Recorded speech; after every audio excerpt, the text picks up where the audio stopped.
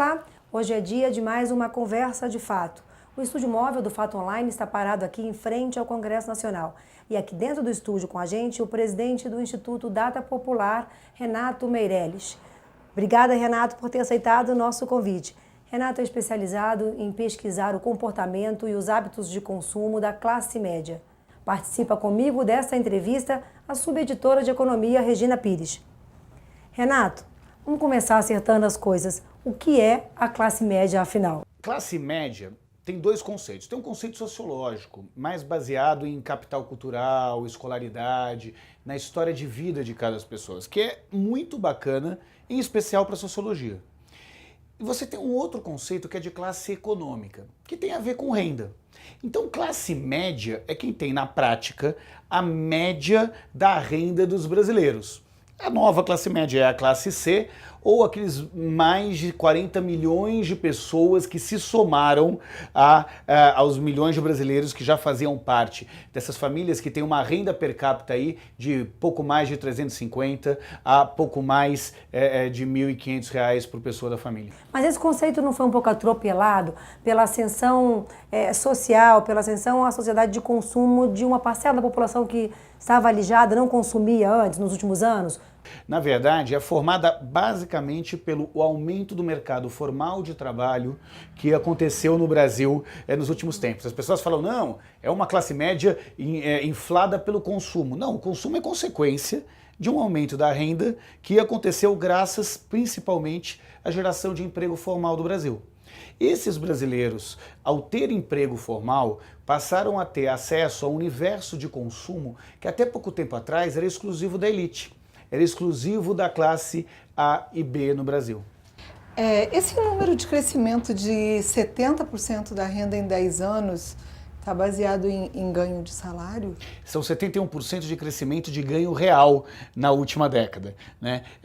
O grosso disso é formado por dois fatores: do aumento do salário médio dos trabalhadores, por um lado, que se deu pela política de reajuste do salário mínimo, que sempre repõe a inflação do ano, depois cresce o PIB de 2 anos anteriores, com o aumento da formalização do trabalho, então mais gente passou a estar presente no mercado formal de trabalho, né, com carteira assinada, férias, 13º e aumento real do salário mínimo.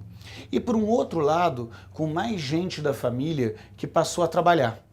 Para a gente ter uma ideia, as mulheres, o crescimento das mulheres trabalhando com carteira assinada foi 50% maior do que o crescimento dos homens nos últimos 10 anos.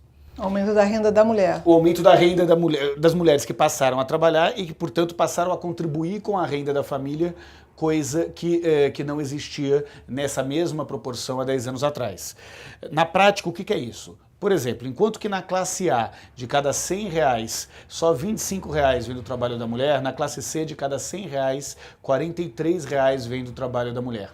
Mais gente trabalhando, uma renda familiar da casa cada vez maior. Qual é a diferença, Renato, da classe média pré-governos Lula e Dilma para a classe média hoje?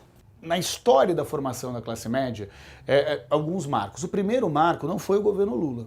O primeiro marco foi o Plano Real. O Plano Real possibilitou com que os brasileiros se planejassem, pensassem a longo prazo e que o maior imposto que pode existir sobre os mais pobres, que é a inflação, se reduzisse bastante. Então isso começou lá atrás, nunca antes na história desse país, começou lá atrás com o governo Fernando Henrique. Então, se a gente for pegar o que era a classe média do passado, era uma classe média, em geral, formada por professores, por profissionais liberais, por um lado, e por funcionários públicos, que tinham uma renda um pouco mais estável e uma visão do que era essa classe média, né? Era o Linneu da grande família. Se a gente for pensar no Linneu e na Dona Nenê, essa era a classe média do passado. Hoje as coisas mudaram. A gente teve um monte de gente que veio de uma camada mais pobre da sociedade, que passou a ter acesso ao emprego e com isso conseguiu efetivamente melhorar de vida e formar o que a gente chamou de nova classe média. Mas o Linneu está dentro da classe média ainda? Continua. O critério de classe média hoje é renda per capita familiar. Né? Então você pega a renda de todo mundo da família e soma pelo número de pessoas da família, independente se ele trabalha ou se ele não trabalha. Então vou dar um exemplo, uma família de 4 pessoas, o pai ganha R$1.000, a mãe ganha R$1.000, os 2 filhos não trabalham. A renda per capita é R$500. Esse cara está na classe média. Né? Então, se você tem uma renda por pessoa da família de até mais ou menos aí R$1.500, né, você faz parte dessa nova classe média brasileira. Pode parecer pouco para quem está assistindo essa nossa entrevista, mas quando a gente vai olhar a distribuição de renda no Brasil, ela ainda é muito desigual. Para a gente ter uma ideia, metade das famílias brasileiras tem uma renda por pessoa da família menor do que R$550 por pessoa da família. Os 5% mais ricos do Brasil começam com uma renda per capita de R$2.500. Pô, mas R$2.500 por pessoa da família, uma renda familiar de R$10.000 é dinheiro, mas não é nenhuma fortuna. O que acontece? Muita gente que faz em geral parte da segunda ou terceira geração de universitários da família, que é classe A e historicamente é classe A, jura que é classe média, porque rico é sempre o outro. Rico é quem tem carro importado, rico é quem anda de helicóptero, né? Então elas têm uma dificuldade de se identificar de fato como a elite econômica do Brasil, que é um país muito desigual ainda. Essa nova classe média é mais formada por trabalhadores, muitos deles na área de serviços, né? São pessoas que tiveram uma origem muito pobre. Nós temos jovens nessa nova classe média brasileira. 71% dos jovens já estudaram mais do que os pais, coisa que não acontecia com essa mesma proporção nas gerações anteriores. Mas o que muda mesmo é que essa nova classe média tem uma vontade gigantesca de continuar crescendo e melhorando de vida. Então, eu queria te perguntar sobre os hábitos de consumo. Por exemplo, a gente sabe que com o aumento da renda foram vendidos mais bens duráveis, acesso à internet. A gente viu até numa pesquisa recente que metade da população tem acesso à internet, eu já tinha em 2013. Mas assim, você associou também a classe média à instrução. A educação, dá para perceber que há uma preocupação dessa nova classe média também, por exemplo? Junto com com o aumento da renda dessas pessoas, aumentaram as demandas. Né? É como se a régua de qualidade, seja de serviços públicos, seja de consumo, também mudasse. A primeira onda que existiu é para ter os itens básicos que até pouco tempo atrás eles não tinham. Então, a gente não falou que a mulher foi mais para o mercado de trabalho do que o homem. A mulher foi para o mercado de trabalho, mas o homem não foi para a cozinha. O homem não nem foi nem para o tanque. O homem não foi ajudar a cuidar dos filhos. Não é nem ajudar, é fazer a sua parcela de contribuição para cuidar dos filhos. Então, ter máquina de lavar, ter micro-ondas, ter um aspirador de pó não era algo necessário. Foi essa a primeira etapa.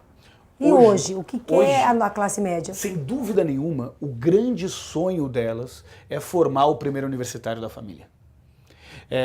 Por isso que o crescimento em educação cresce da forma que cresce, por isso que problemas como a gente teve no cadastramento do FIES causa essa comoção nacional que causou. E quando a gente quer entender o porquê, a gente conversa com essas mulheres para tentar entender o porquê, eles respondem para a gente o seguinte: olha, o Bolsa Família podem tirar de mim, eu posso perder o meu emprego, mas educação ninguém tira. Se eu tiver educação, eu tenho certeza que eu nunca vou ficar mal na minha vida. E o consumo? Como é que está a demanda por consumo? Quer dizer, o Brasil ainda pode contar com esse pessoal consumindo como um dos estímulos para a economia? Sem dúvida nenhuma. A classe C vai movimentar em 2015 1,35 trilhões de reais. E 1,35 trilhões de reais é tanta grana que a gente começa a perder a noção do que significa, né? Mas o ritmo de crescimento está caindo ou não? O ritmo vai mudar, mas primeiro vamos entender o tamanho do mercado. Se a classe C brasileira fosse um país, se essa nova classe média brasileira fosse um país, seria o 12º maior país do mundo em população. O 18º maior país do mundo em consumo, estaria no G20 do consumo mundial. Então, mas Renato, mas desacelerou, não desacelerou? Desacelerou. E vai voltar a ser o que era antes? Acho muito difícil, porque partia de uma base de pobreza muito baixa. Mas a classe C continua crescendo mais do que as outras classes, a renda, assim como o Nordeste, que é o motor de crescimento da classe C, vai continuar crescendo mais do que as outras regiões do Brasil. A gente tem, pela primeira vez em muitos anos no Brasil, uma classe C mais pessimista. E esse é um dado novo. Nunca antes na história desse país a gente teve as pessoas tendo tanta certeza que a situação econômica vai piorar, que os preços vão continuar subindo, que o salário dela não vai mais aumentar em 2015 na perspectiva de aumento que ela tinha tido nos últimos anos. E aí a gente pergunta, tudo bem, e a sua vida? A sua vida vai melhorar ou vai piorar? E aí? E aí, mais de 60% fala que em 2015 a vida dela vai ser melhor do que foi em 2014.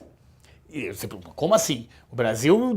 Vai tudo piorar, mas eu vou estar bem. Como é que você vai estar bem? Ele falou, porque o Brasil depende deles, né? Deles aqui que estão atrás da gente. A minha vida depende do meu trabalho e do meu esforço. Para a gente ter uma ideia, 42% dos trabalhadores da classe C hoje já estão fazendo um bico para conseguir uma renda extra. Essas pessoas, diante dessa avaliação, elas estão na rua protestando? Nós temos na rua protestando um grande número de pessoas que não votaram nesse governo. O que não significa nada, porque o Brasil saiu da campanha eleitoral muito dividida. Mas o fato é que mesmo quem não está na rua apoia as manifestações. E por que essas pessoas estão insatisfeitas com o governo? Basicamente porque, em primeiro lugar, a economia não está lá essas coisas. Porque elas enxergam uma desconexão da plataforma política que elas votaram, que basicamente, em resumo, dizia duas coisas. A educação é o motor-chefe do crescimento do Brasil. Não é à toa que se falou tanto de Pronatec, ProUni e FIES durante a campanha. E, do outro lado, que, na prática, não iam ser os mais pobres que iam pagar a conta. Vão pagar com juro alto, com a inflação alta. E hoje, eles não estão enxergando que o governo está cumprindo essa promessa. Não se explicou o ajuste fiscal, não se disse o porquê das mudanças que se houve no FIES. Mas essas pessoas que estão insatisfeitas também não concordam com a plataforma da oposição. Tá, e aí como é que fica? Os insatisfeitos são um público em disputa pelos diversos projetos do país. Então, eles estão muito irritados com o governo porque a principal crise não é econômica, por mais que ela exista. Não é moral com relação à corrupção, por mais que exista. A principal crise que existe hoje no Brasil é uma crise de perspectiva. Eles não estão conseguindo enxergar luz no fim do túnel. Então, a situação está ruim, mas estava ruim na economia em 2008 também. Mas, de alguma forma, o presidente Lula conseguia falar, vamos em frente que vai dar certo. Eles não estão enxergando essa luz hoje, nem no governo, nem na oposição. 2015, o que podemos esperar? Olha, 2015 é um grande freio de arrumação do ponto de vista econômico, então o governo de fato está fazendo a lição de casa para conseguir de alguma forma arrumar a economia, mas o sucesso ou não sucesso do governo na conquista da opinião pública não basta apenas por consertar a economia, não passa apenas por consertar a relação com o Congresso Nacional, passa em conseguir oferecer uma perspectiva para a população, claramente, uma perspectiva que dê o rumo que o Brasil, para onde que o Brasil está indo.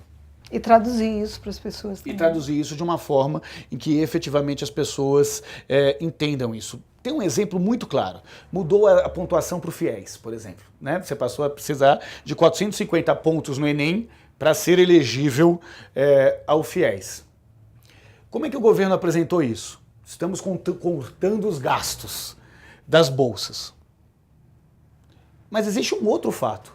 Hoje, infelizmente, nós temos muitos universitários que chegam nas faculdades sem saber ler e escrever direito, tendo zerado na redação, escrevendo receita de bolo na redação do Enem.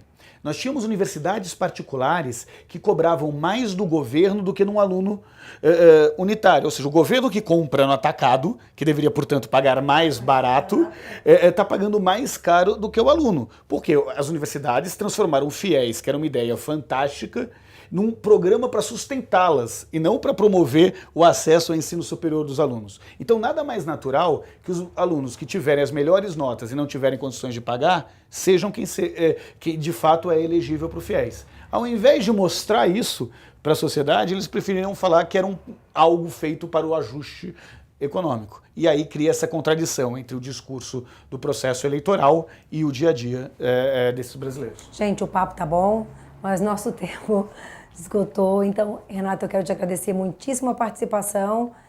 Obrigado, Regina. E acompanha a gente, vamos encerrar aqui essa conversa de fato.